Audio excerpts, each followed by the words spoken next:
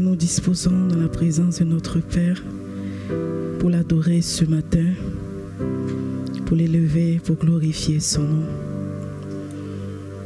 Il nous a fait la grâce de nous donner son Esprit Saint.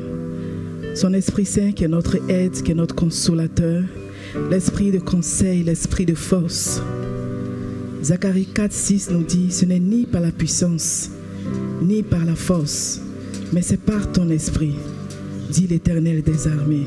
Ce matin, fais taire toutes les voix qui sont contraires à la voix du Saint-Esprit et laisse le Saint-Esprit te conduire à adorer le Père, à l'adorer véritablement, à l'adorer en esprit et en vérité, à l'adorer de tout ton cœur. Alors élevons nos voix et adorons notre Père ce matin. Élevons-le et glorifions son nom ce matin. Bénissons son nom pour le Saint-Esprit. Bénissons son nom pour le Saint-Esprit. Car il ne nous a pas laissés seuls. Il ne nous a pas laissés orphelins. Il nous a donné son esprit.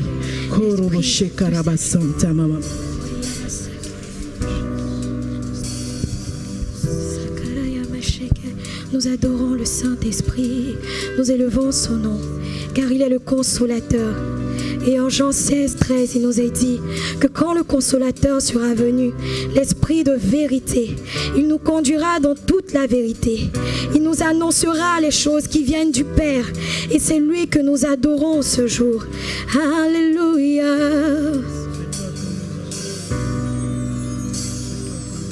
Ni la force, ni la puissance, mais par ton esprit, envoie ton esprit. Ni la force, ni la puissance, mais par ton esprit. Saint-Esprit, ni la force, ni la puissance, mais par ton esprit. Saint-Esprit, tu es là. Ni la force, ni la puissance, mais par ton esprit. Saint-Esprit, tu es là. Ni la force, ni la puissance, mais par ton esprit. Saint-Esprit, tu es là. Ni la force, ni la puissance, mais par ton esprit. Saint-Esprit, tu es là. Est-ce que tu peux adorer le Saint-Esprit? Il est déjà là, car Jésus a été glorifié. Et lorsqu'il est monté au ciel, il nous a envoyé le Consolateur. Il est déjà présent et il se manifeste chaque jour dans nos vies.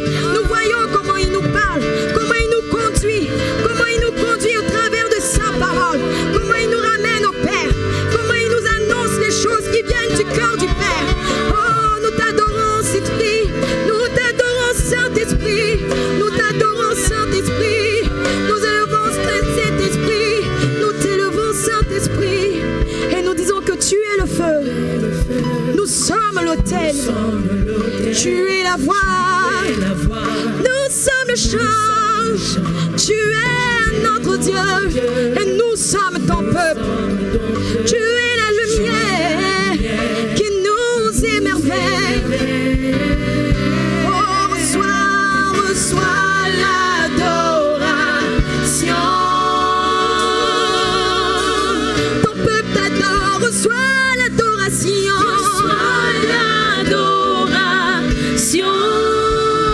Qui vient de nos cœurs, oui, reçois l'adoration. Reçois l'adoration.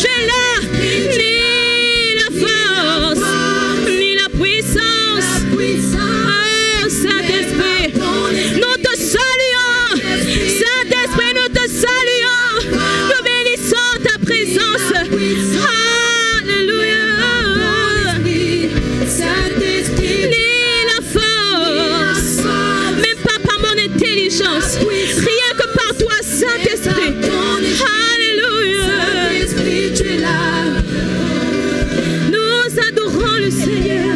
Nous t'adorons, Saint-Esprit, ce matin. Nous adorons ta présence dans nos vies, Saint-Esprit. Nous t'adorons. Nous reconnaissons ta présence. Nous reconnaissons que tu es là. Qui est le vent. Seigneur, la vie, la Saint-Esprit. Et nous te glorifions. Non pas par nos expériences, non pas toi seul que nous savons faire, mais par toi seul, Saint-Esprit. Que toi sois l'adoration qui vient de nos cœurs. Reçois l'adoration, Seigneur. Alléluia. Reçois l'adoration. Reçois l'adoration.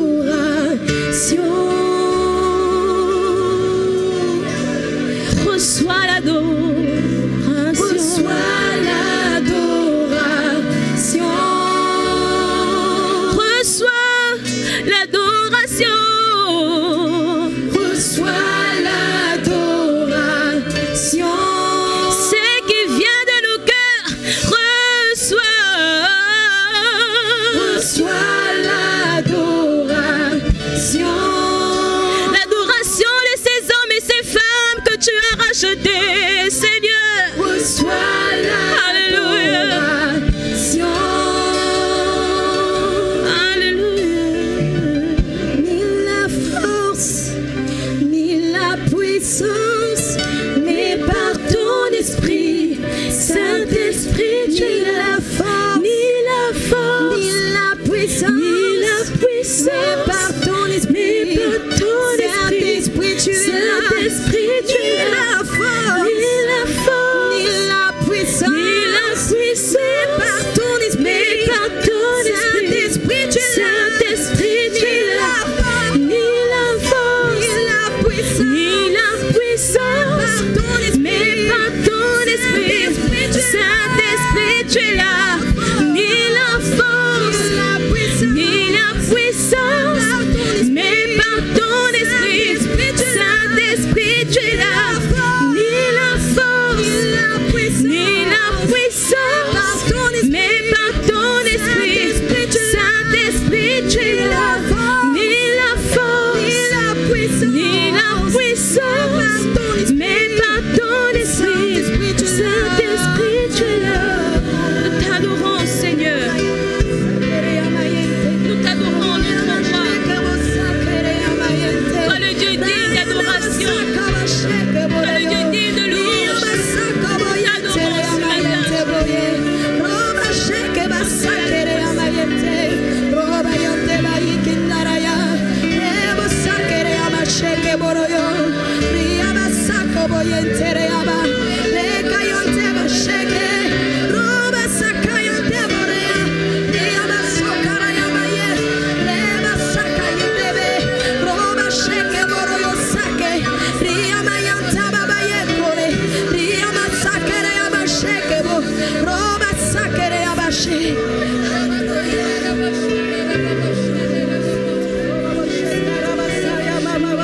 ce matin. Adorons-le ce matin. Adorons l'esprit de force ce matin. Le Saint-Esprit, esprit de vérité. Le Saint-Esprit, notre paraclétos. Le Saint-Esprit, notre Dieu. Le Saint-Esprit, notre aide. Le Saint-Esprit, l'esprit de vérité qui nous enseigne toutes choses. L'esprit de la crainte de l'Éternel. Nous t'adorons ce matin. Nous t'adorons ce matin.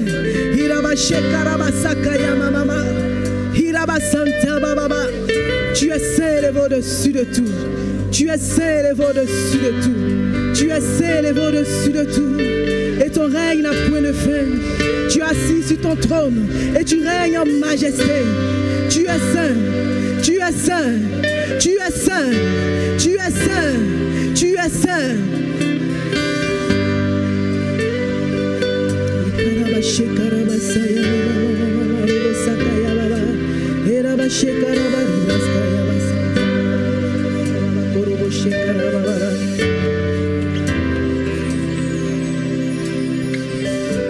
J'élèverai ma voix pour chanter que Dieu est saint.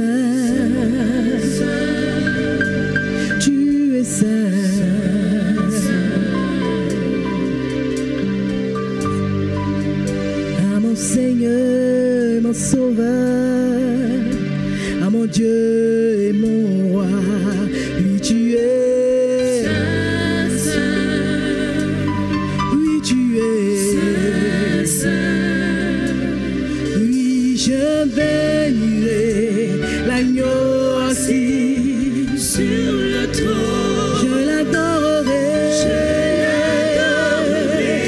Puisque car il en est dit, celui qui est, qui était, qui revient il était et il revient. toute la gloire De la gloire à sa majesté à jamais. À jamais.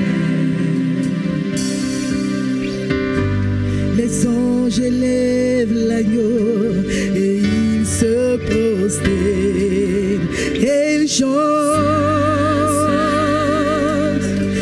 Alléluia. Saint, Saint,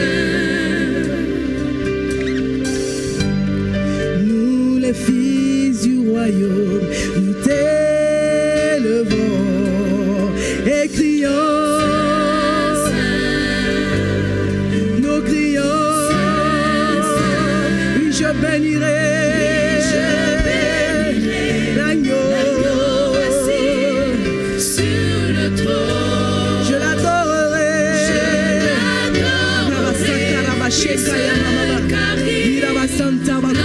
Car il est, il était, il revient de la gloire à sa majesté à jamais. À jamais. oui je bénirai l'agneau assis je l'adorerai lui seul car il l'en est dit. il était alléluia alléluia De la gloire à sa majesté à jamais. À jamais. Jésus, agneau de Dieu, tu es digne de gloire, élevé en majesté. Jésus, agneau de Dieu, tu es digne de gloire, élevé en majesté. Tu es saint, Seigneur. Tu es saint. Tu es saint, Seigneur. Nul n'est comme toi. Nul n'est comparable à toi. Agneau de Dieu vivant, tu as racheté l'humanité. Tu as pardonné tous nos péchés.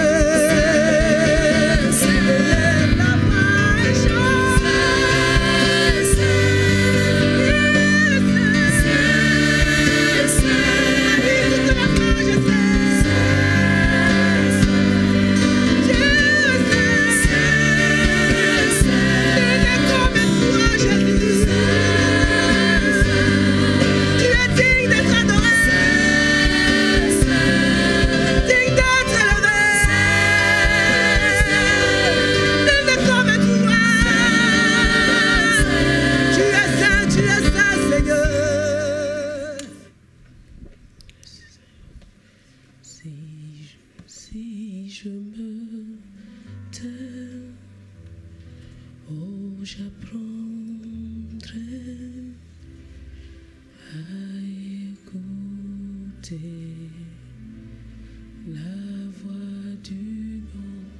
Si je me tais, si je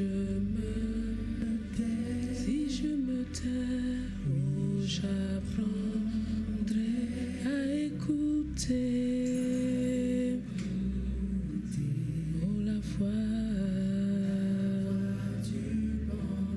Si je me tais, si je fais mes raisonnements à écouter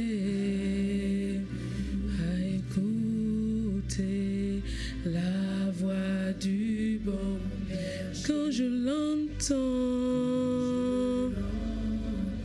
oui, je comprends qu'il a payé pour ma. Si je l'entends, quand je l'entends, oh, je comprends qu'il a payé pour ma liberté. Dis maintenant au Seigneur que tu ouvres ton cœur, que tu te tais pour l'entendre. Dis-lui avec tes mots. Parle au Seigneur. Parle au Seigneur. Matahanda inda rabahondo bushikarabahanda inda rabahondo busanta inda. Rebahanda inda basaka yondo robushende rebahanda inda. Yokoro bobo busanta inde rebahanda inda rabahondo. Oh matahanda ikaraba santa inde rebahanda. Oh no come to. Merci Seigneur. Merci Seigneur. Merci Seigneur. Excellent Père, merci. Merci de venir nous parler. Merci de nos cœurs que tu ouvres pour recevoir ta parole. Nous la recevons avec un cœur honnête et bon, et qu'elle porte beaucoup de fruits en nous. Au nom de Jésus. Amen. Amen. Bonjour, bonjour à tous. Que la grâce et la paix du Seigneur soient encore notre partage. Amen. Alors ce matin, c'est cet après-midi, nous voulons partager une exhortation de la parole de Dieu, simplement. Depuis le début de l'année, le Seigneur n'a cessé de nous parler. Depuis le réveillon, il n'a cessé de nous parler, pour ceux qui étaient là depuis le début. Et ce matin, c'est un encouragement à considérer tout ce que Dieu nous a dit depuis le début de l'année. Dieu dit, ce n'est pas la peine d'ajouter encore une mesure supplémentaire. Il faut d'abord voir qu'est-ce que nous avons fait avec tout ce qu'il nous a dit depuis le début de l'année. Proverbe chapitre 28. Proverbe 28, verset 9.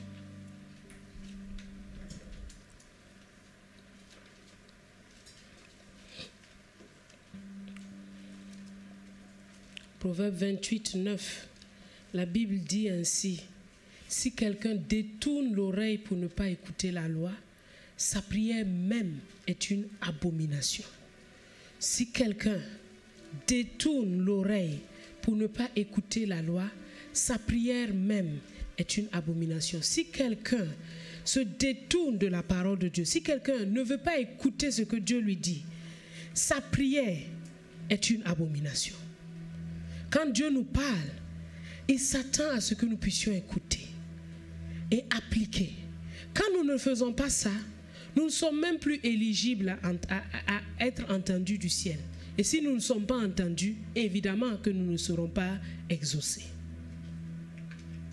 Donc, le Seigneur nous fait une exhortation, le Seigneur nous exhorte à considérer depuis le début de l'année. Il a proclamé sur nous que cette année, il veut manifester cette réalité de plus que vainqueur pour que nous soyons des témoins.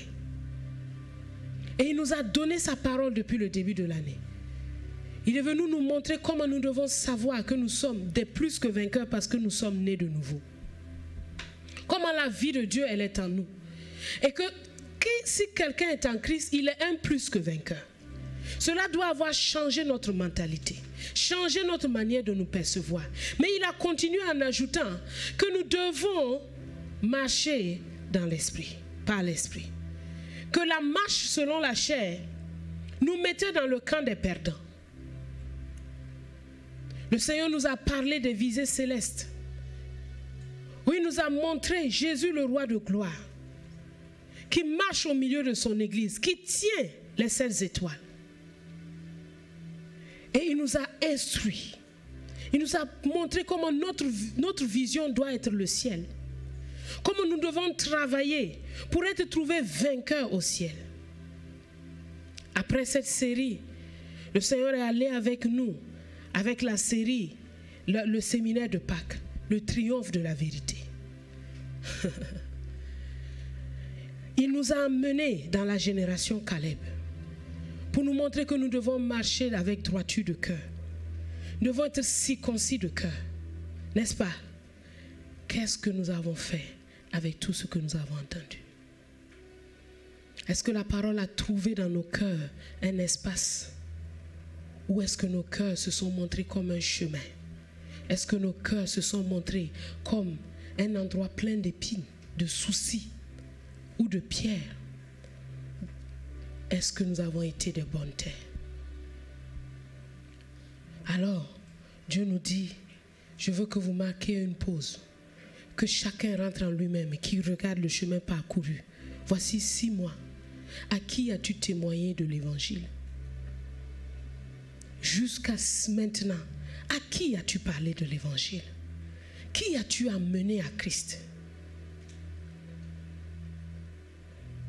À qui as-tu été un témoin? Nous avons besoin de répondre à ces questions. Parce que 6 autres mois sont en train de se passer. Et à la fin de l'année, nous allons venir nous réjouir. Mais Dieu, il regarde son programme.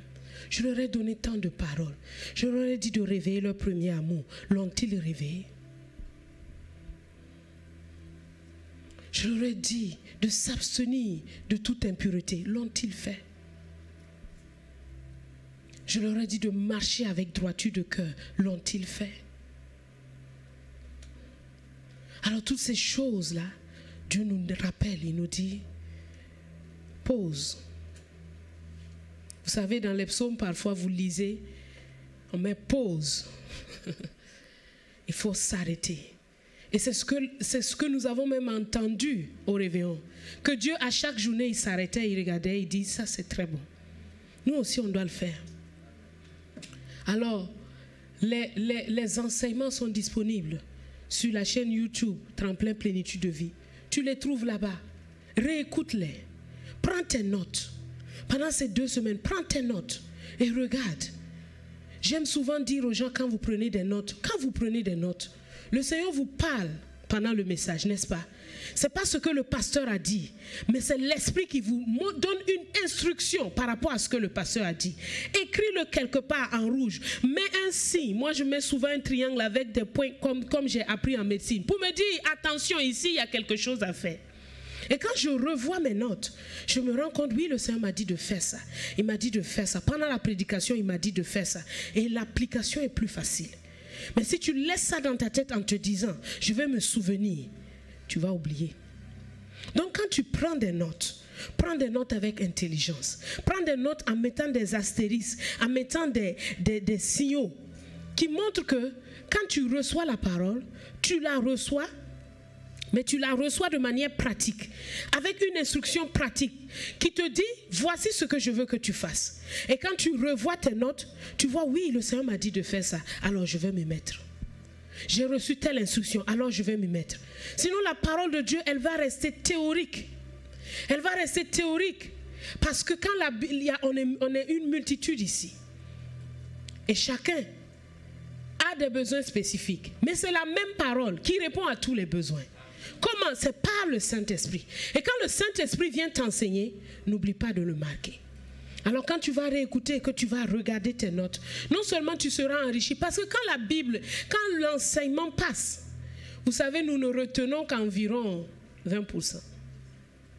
Et même ça, c'est pour les plus sages.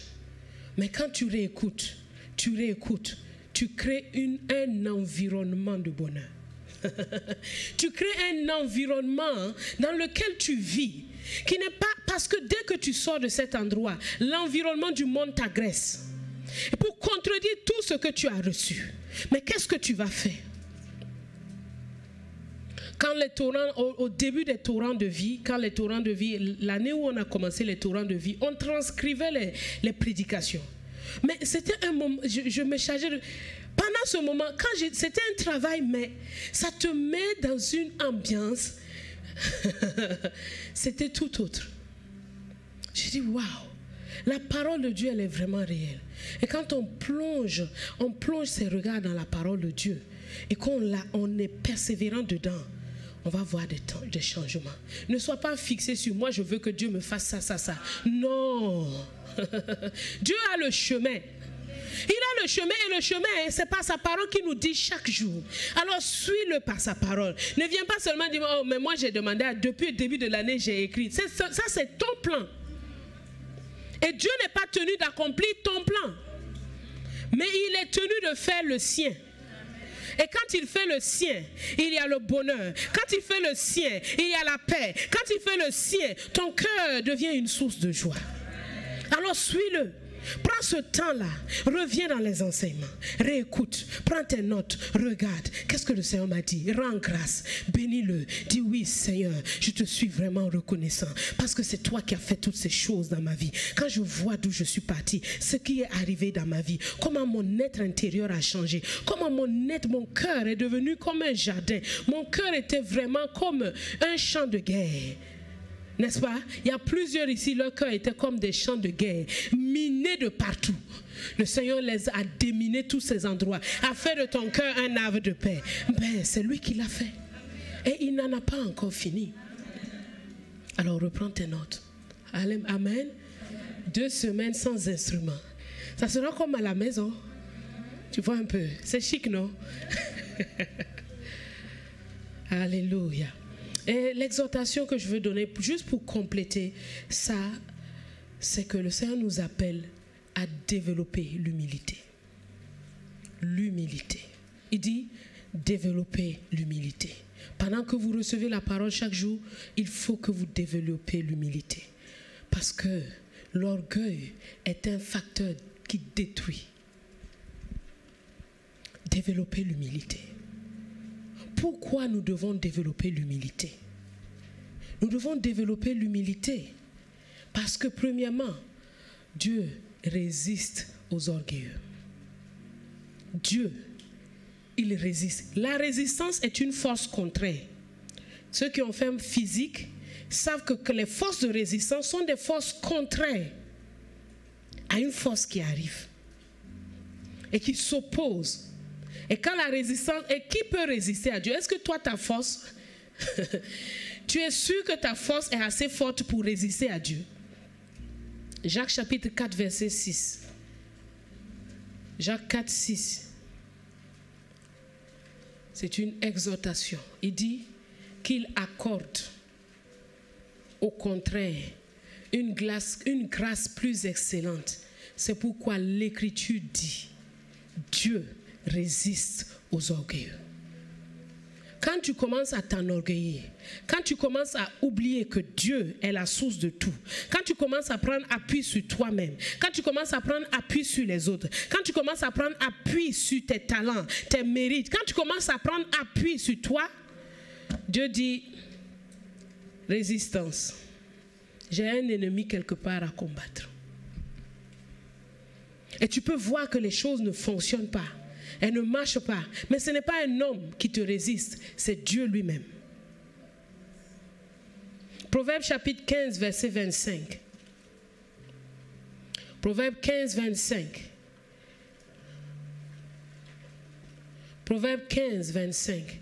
L'Éternel renverse la maison des orgueilleux. Là maintenant, ce n'est plus la simple résistance. C'est qu'il vient travailler pour renverser ta maison, renverser ce que tu fais.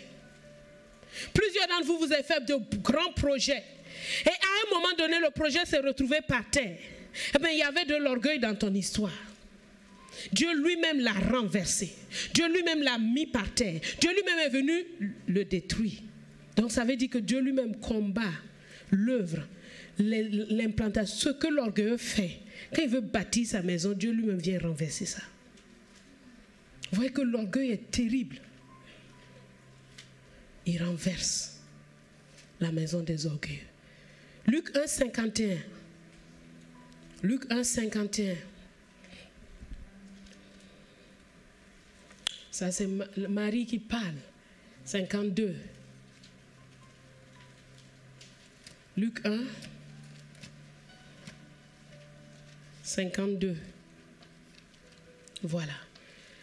Luc 1, 52 dit, il a renversé les puissants de leur trône. Quand tu fais un trône d'orgueil sur lequel tu es assis, Dieu lui-même, il renverse la maison, il renverse aussi les trônes. Il dit, il a renversé les puissants de leur trône. Si vous regardez dans le monde, il y a des gens qui se sont levés et qui étaient très puissants. Mais à un moment donné, du jour au lendemain, dans une époque, ils ont fait tout ce qu'ils pouvaient pendant un temps. Mais à un moment donné, ils sont renversés. C'est l'œuvre de Dieu. Il a renversé les puissants de leur trône, afin que celui qui a de l'intelligence comprenne que Dieu seul est élevé. Jérémie 13, verset 9. Jérémie 13, 9.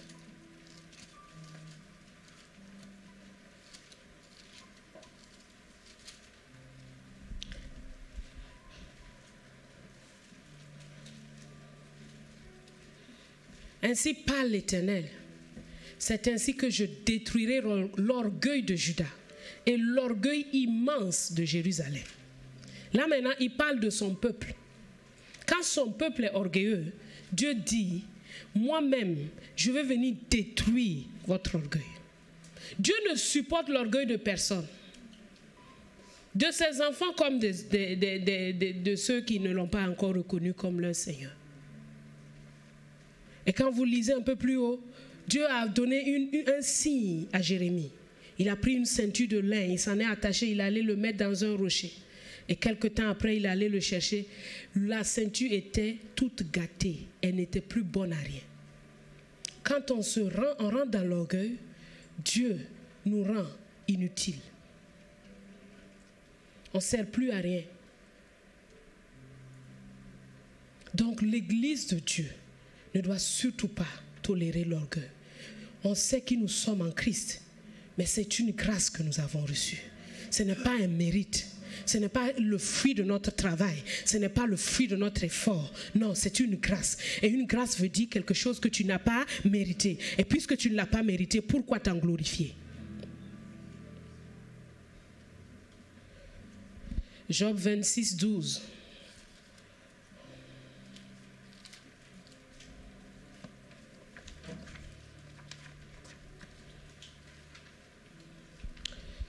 Job 26, 12. Par la force de Dieu, il soulève la mer. Et par son intelligence, il en brise l'orgueil. La mer, si vous voulez avoir une illustration parfaite de la puissance de Dieu qui arrête l'orgueil, allez vous asseoir à la mer, au bord de la mer. Regardez les grosses vagues. Elles font un tout. De loin, elles arrivent comme si elles vont... Quand elles arrivent à la limite, elles se brisent. C'est ce que Dieu fait pour montrer. La création nous parle de Dieu. Pour montrer que Dieu est celui qui met une limite à toute chose. Et quand tu veux faire l'orgueilleux, il va avec intelligence briser ça. Donc, quand nous savons toutes ces choses, nous savons que, que si nous voulons être orgueilleux, Dieu lui-même nous résiste et il travaille contre nous. Ce n'est pas quelqu'un, hein? Ce n'est pas un homme, ce n'est pas quelqu'un qui ne t'aime pas. Ce n'est pas, oh, pourquoi on me fait ceci, cela, il ne m'approuve pas. Non, c'est Dieu lui-même qui met ça en action pour t'arrêter dans ton orgueil. La deuxième chose pour laquelle nous devons rechercher l'humilité. L'humilité est quelque chose que nous devons rechercher toute notre vie. Vous savez, c'est pas que, on va pas dire je suis humble, maintenant je suis humble. Le jour où tu commences par dire je suis humble, c'est que déjà tu commences à ne plus être humble. L'humilité est quelque chose d'actif qu'on cherche toute notre vie. Donc il faut souvent revenir à ça. Quand tu arrives, il y a un pasteur qui racontait comment un jour, il aimait beaucoup louer Dieu dans sa voiture. Quand il voyageait et qu'il était seul, il adorait Dieu, il chantait de tout son cœur. Et au fur et à mesure que l'œuvre a grandi, il a eu un chauffeur. Et il a eu un chauffeur, il était maintenant assis derrière, il ne loue plus, il est calé quoi, comme un boss et tout ça. Et un jour, il est allé prier, le Seigneur lui a dit, tes louanges là me manquent. Depuis que tu as ton chauffeur, maintenant, tu penses que tu es arrivé. Donc tu as honte quoi, tu ne peux pas me louer devant lui. D'accord, le jour où je vais t'enlever ton chauffeur, que tu vas marcher à pied, nous deux, tu vas me louer en route. Quand il a entendu ça, il a dit au chauffeur que c'est bon, il prend pause, il va conduire lui-même pour louer Dieu. Et il a commencé à apprendre à louer Dieu même si le chauffeur est là. À ne pas faire attention. Parce qu'il sait d'où il l'a pris.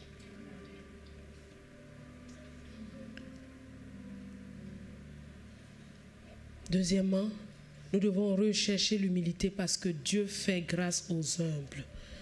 Jacques 4, 6. Dieu fait grâce aux humbles. Dieu fait grâce aux humbles. Dieu fait grâce aux humbles. L'orgueil se voit beaucoup dans l'attitude. Dieu fait grâce aux humbles. C'est le même verset où on dit que Dieu résiste aux orgueilleux, mais il fait grâce aux humbles. Donc nous devons rechercher l'humilité afin que la grâce de Dieu vienne sur nous. Nous devons rechercher l'humilité. Nous devons rechercher l'humilité parce que l'humilité précède la gloire. Jacques chapitre 4 verset 10.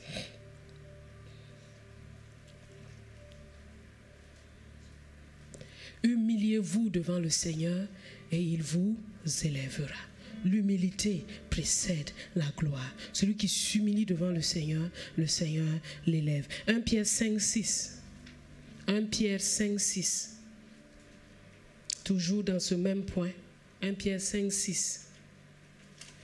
La Bible dit, humiliez-vous donc sous la main puissante de Dieu, afin qu'il vous élève au temps convenable. Humiliez-vous donc sous la main puissante de Dieu, afin qu'il vous élève au temps convenable. S'humilier sous la main puissante de Dieu, c'est reconnaître que c'est lui seul qui est digne de louange et d'adoration, que c'est lui seul qui a tous les pouvoirs. S'humilier sous la main puissante de Dieu, c'est se confier en Dieu de tout notre cœur. Parce que parfois on se confie en Dieu, mais pas de tout notre cœur. On se confie, dit, ne t'appuie pas sur ta propre sagesse, mais confie-toi en Dieu de tout ton cœur. Donc, c'est ne même pas prendre appui sur nous-mêmes, sur nos mérites, sur ce qu'on peut faire, mais c'est s'appuyer totalement, entièrement sur le Seigneur. C'est ne pas compter sur des hommes. Parce que la Bible me dit que malheur à l'homme qui se confie dans l'homme, parce qu'il sera comme un misérable dans le désert. Humilie-toi dans tes pensées. Quand tu penses à ce projet, sur qui tu comptes? Humilie-toi sous la main de Dieu. Quand tu penses à ton mariage, quand tu penses à ta vie, quand tu penses à tes projets, sur qui est-ce que tu comptes? Si tu commences à t'appuyer sur des personnes ou des ressources ou bien ton intelligence, là tu n'es pas en train de te confier en Dieu de tout ton cœur. Et lui qui voit dans le secret, ce n'est pas les paroles de ta bouche qui comptent. Il sait ce qui est au fond de ton cœur. Alors humilions-nous sous la main puissante de Dieu. Quatrièmement, nous devons rechercher l'humilité parce que l'humilité est une couverture et une protection spirituelle. Celui qui s'humilie est couvert spirituellement. 1 Pierre chapitre 5, verset 5. 1 Pierre 5, 5. Il dit quoi? De même, vous qui êtes jeunes, soyez soumis aux anciens. Et dans tous vos rapports mutuels, revêtez-vous d'humilité. Car Dieu résiste aux orgueilleux, mais il fait grâce aux humbles. De même, vous qui êtes jeunes, soyez soumis aux anciens. Quand tu te soumets à l'autorité, aux anciens, tu es couvert spirituellement. Mais quand tu fais l'orgueilleux devant eux, tu es tout seul.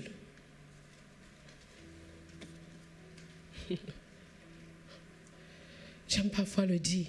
Parfois, des petits-enfants viennent. Bonjour, maman. Ça va? Tu as bien dormi? Tu as mangé? Attends, on est où? On est où? Ça va? Tu ne peux pas dire à un ancien, ça va. Tu ne dis pas à un plus grand que toi, ça va. Même si ça ne va pas, tu vas faire quoi? Tu peux faire quoi? D'autres me disent, je peux prier. Mais prier là, tu dois prier pour moi, même que tu saches que j'aille bien ou pas. Humiliez-vous. Tu ne peux pas venir chez l'ancien pour lui demander quelque chose. Et tu dis, je suis venu t'informer que. C'est quel orgueil ça? Tu es venu informer, donc il n'y a rien à dire. La personne n'a rien à te dire. Tu es venu informer. Donc on te laisse partir avec ton information, mais tu n'es pas couvert.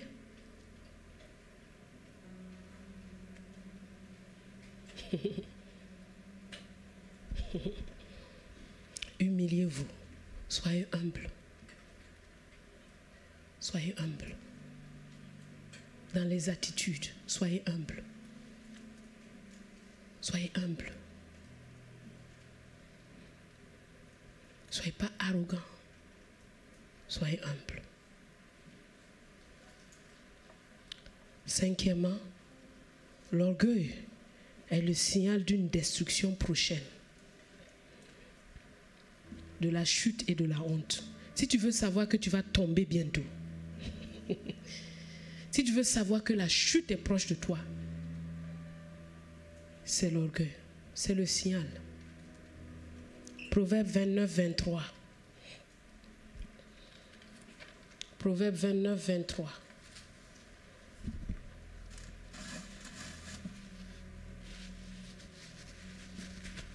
La Bible dit quoi? L'orgueil d'un homme l'abaisse, mais celui qui est humble d'esprit obtient la gloire. L'orgueil d'un homme l'abaisse, mais celui qui est humble d'esprit obtient la gloire. Proverbe 16, 18. Proverbe 16, 18. L'arrogance précède la ruine et l'orgueil précède la chute. L'arrogance précède la ruine et l'orgueil précède la chute. Ce soir, il y aura un match de la Coupe du Monde. Mais je me souviens de l'arrogance des Français. C'est pas en 98, il y a 2 ans à l'Euro. Qu'est-ce qu'ils ont eu? Qu'est-ce qu'ils ont eu? Une bonne chute.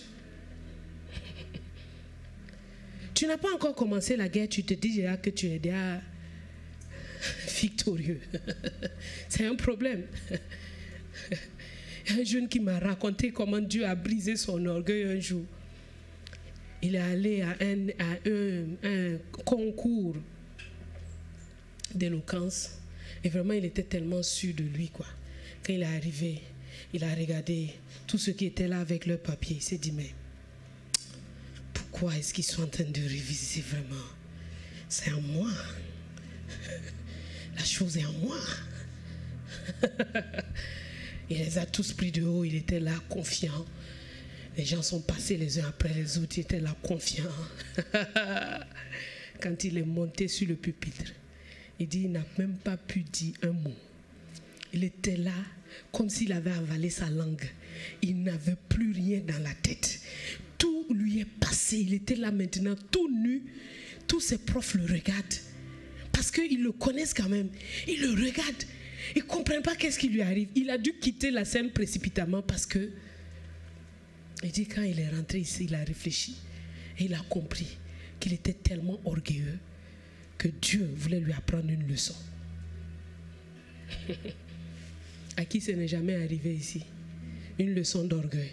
Dites-moi, quelqu'un n'a qu'à lever sa main. À qui c'est jamais arrivé ici? Ouh! Donc nous tous, on a appris les leçons. Hein? Formidable. Continuons à apprendre à être humble. Amen. Proverbe 11, 2.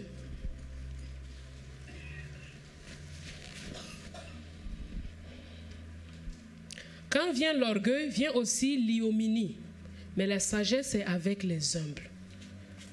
quand vient l'orgueil, vient aussi la honte. L'ignominie, c'est la honte. La honte. Mais la sagesse est avec les humbles. 6e raison, l'orgueil est satanique. Qu'est-ce qui a propulsé Lucifer du ciel? C'est l'orgueil. Donc l'orgueil est satanique.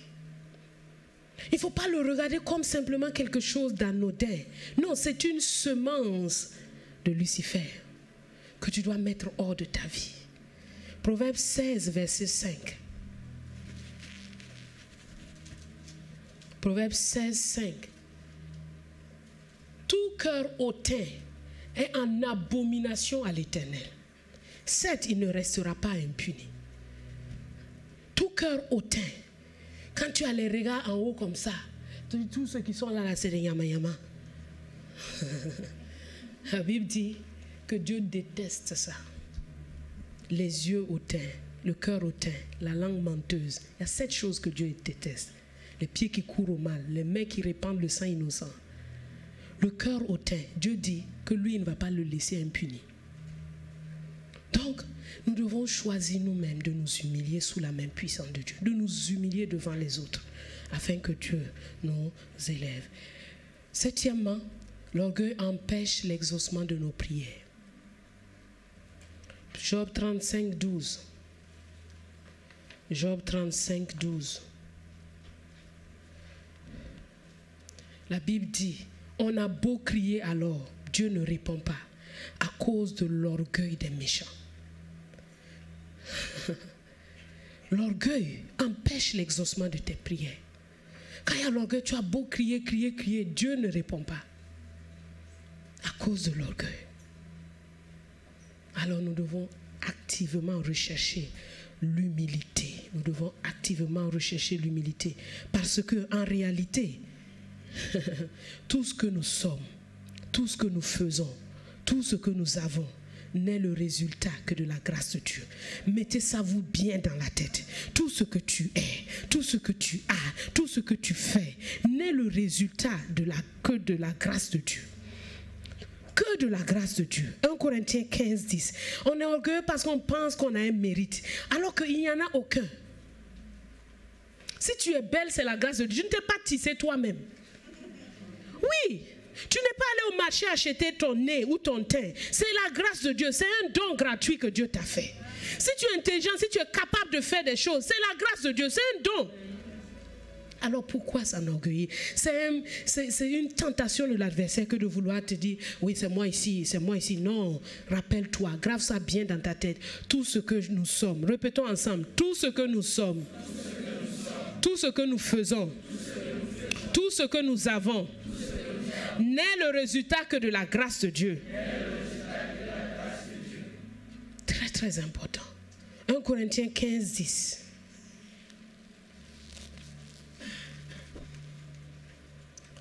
La Bible dit, par la grâce de Dieu, je suis ce que je suis. Par la grâce de Dieu. Par la grâce de Dieu. Par la grâce de Dieu. Tu es ce que tu es. Par la grâce de Dieu, tu es ce que tu es. Un enfant de Dieu, racheté. Par la grâce de Dieu. Par la grâce de Dieu. 1 Corinthiens 4, 6 à 7. 1 Corinthiens 4, 6 à 7. La Bible dit ceci. Car, verset 7 directement. Car, qui est-ce qui te distingue? Qui est-ce qui te distingue? C'est Christ qui te distingue. C'est Christ qui te distingue. Qui est-ce qui te distingue? C'est Christ. Qu'as-tu que tu n'aies reçu? Et si tu l'as reçu, pourquoi te glorifies-tu comme si tu ne l'avais pas reçu? Qui est-ce qui te distingue? Souvent, on est orgueilleux parce qu'on pense que ce qui nous distingue, c'est notre diplôme. On est orgueilleux parce qu'on pense que ce qui nous distingue, c'est notre statut social. On est orgueilleux parce qu'on pense que ce qui nous distingue, c'est ce qu'on peut faire. Ce sont notre belle voix ou nos capacités. Non! Ce qui nous distingue, c'est Christ en nous. C'est ça qui nous distingue. C'est lui qui nous distingue. Qui nous distingue, c'est Christ. Et ce que nous avons, nous l'avons reçu. Et si nous l'avons reçu, il n'y a pas à s'en glorifier. Gravons-nous ça bien dans la tête. Tout ce que nous sommes, tout ce que nous faisons, tout ce que nous avons n'est le résultat que de la grâce de Dieu. Et tout ce que nous sommes là, nous l'avons reçu. Et ce qui nous distingue, c'est la présence de Christ en nous. Tout ce que tu mets au-dessus là est une idole. Il faut le bannir. Il faut que nous soyons toujours conscients que nous ne sommes rien sans Dieu. Nous ne sommes rien sans Dieu. 1 Pierre chapitre 1 verset 24. 1 Pierre chapitre 1 verset 24. Car toute chair est comme l'herbe et toute sa gloire comme la fleur des champs. L'herbe sèche et la fleur tombe, mais celui, verset suivant, mais la parole de l'Éternel, du Seigneur demeure éternellement. Et cette parole est celle qui vous a été annoncée par l'Évangile. Toute chair est comme l'herbe. Quand tu te regardes et que l'orgueil veut monter, l'herbe, le gazon, c'est ça que je suis. La chair, c'est ce qu'elle est. Et toute sa gloire, comme la fleur des champs. Ça dit, les lys qui poussent. Vous voyez, bon, maintenant c'est déjà l'été, mais au printemps, il y avait de belles fleurs au bord de l'autoroute. Toute ta gloire là, c'est comme ça. Ça dit, c'est beau, mais pour un temps. Dès que le soleil se lève là, ça va sécher. Donc, tout ce qui veut te dire que mais toi tu es devenu quelqu'un, dis fleur des champs. Tu comprends? 2 astuces. Quand quelque chose, l'herbe. Tu dis ça d'abord, l'herbe. Mais ça t'a bien dans ta tête, l'herbe. Tout ce qui est comme une gloire dans ta famille, on dit, attends, mais tu es devenu quelqu'un parce que tu fais ça. Tu dis l'herbe. Ah, toi, Dieu t'a béni au passé, tu as fait ça. L'herbe. L'herbe. L'herbe. La gloire de cette chose, la fleur des champs. Parce que l'herbe sèche et la fleur tombe. On se moquait de nos parents quand on voyait leurs photos d'avant où ils avaient les cheveux nappis avec les gros. C'est pas revenu. C'est pas ce que nous sommes en train de faire. Nos enfants aussi vont rire de nous. Mais en leur temps là, mais c'était la sape, hein? Oui ou non? C'est l'herbe, c'est tombé, ça s'est démodé. Donc ne prends pas ton vestimentaire comme le sujet de ta gloire, quoi. C'est l'herbe. N'oublie pas ça. Tout ce que tu es, tout ce que tu as, tout ce que tu fais, c'est le résultat de la grâce de Dieu. Et ce qui te distingue, c'est d'être en Christ. Et deuxièmement, c'est que tu n'es rien, on n'est rien sans Dieu. Toute la gloire comme l'herbe. 2 Corinthiens 3, 5.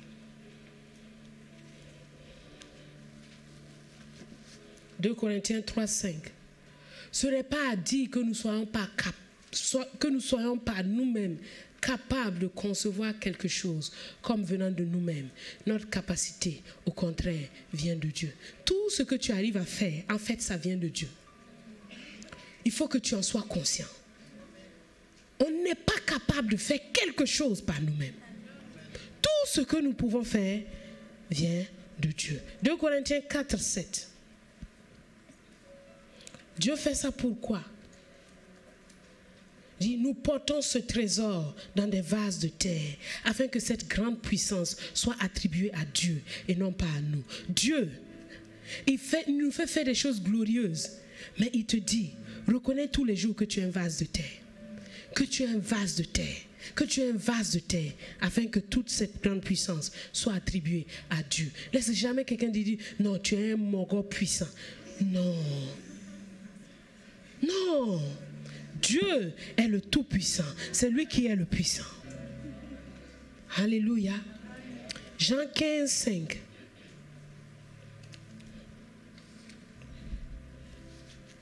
La Bible dit, Jésus parle, il dit, je suis le cep, vous êtes les sarments. Celui qui demeure en moi et en qui je demeure porte beaucoup de fruits, car sans moi, Vous ne pouvez rien faire. Vous ne pouvez rien faire. Rien. Absolument rien. Et retenons toujours que la position la plus élevée, notre position la plus élevée, c'est d'être en Christ. C'est d'être en Christ. C'est ça notre position la plus élevée. C'est ça qui nous distingue. Ce n'est pas ce que nous faisons. Mais c'est d'être en Christ. C'est d'être en Christ. 2 Corinthiens 10, 17.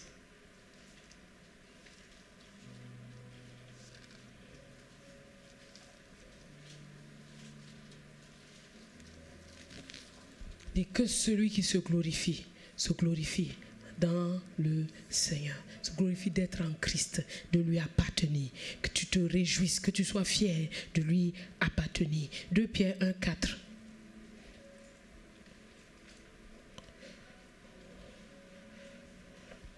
La Bible dit que les plus grandes et les plus précieuses promesses, que lesquelles nous assurent de sa part les plus grandes et les plus précieuses promesses, afin que par elles, nous devenions participants de la nature divine. Voilà la position la plus élevée. Participer à la nature divine, participer à la divinité, être du même genre de Dieu, avoir la vie de Dieu en nous. C'est ça le sujet de notre fierté. C'est ça notre sujet de fierté. Mais nous savons que cela ne vient pas de nous, cela vient de Dieu. Et nous devons toujours nous rappeler que l'orgueil, premièrement, Dieu combat. Il renverse, il résiste et il combat les orgueilleux. Il fait grâce aux humbles. L'humilité précède la gloire et l'élévation. L'humilité est une couverture et une protection spirituelle. L'orgueil est le signal d'une destruction prochaine. Et l'orgueil est satanique, essentiellement satanique. Et l'orgueil empêche l'exaucement de nos prières. Nous devons toujours être conscients que tout ce que nous sommes, tout ce que nous avons, tout ce que nous faisons n'est le résultat que de la grâce de Dieu. Et que nous ne sommes rien sans Dieu. La chair est comme l'herbe et toute sa gloire comme la fleur des champs. Et que notre position la plus élevée, c'est de participer à la divinité. Que Dieu vous bénisse.